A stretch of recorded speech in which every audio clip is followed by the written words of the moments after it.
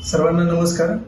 आपण सर्वजण जाणता की आपल्या कोकणावरती आणि पश्चिम महाराष्ट्रातील सातारा, सांगली, कोल्हापूर येथील मराठी बांधवांवर मोठं नैसर्गिक संकट कोसळलेलं आहे।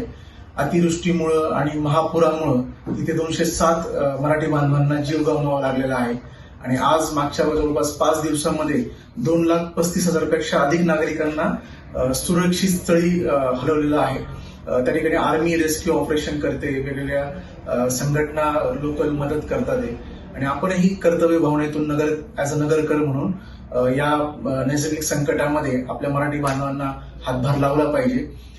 भारतावर किंवा राज्यावर कुठलंही नैसर्गिक संकट आलं तर आपण आय लव्ह नगर आणि युवान मार्फत मोठं मदत अभियान तिथे राबवत असतो।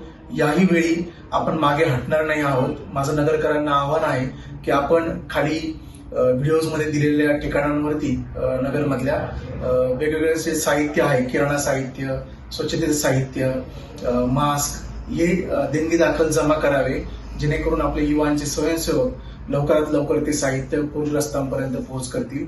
धन्यवाद।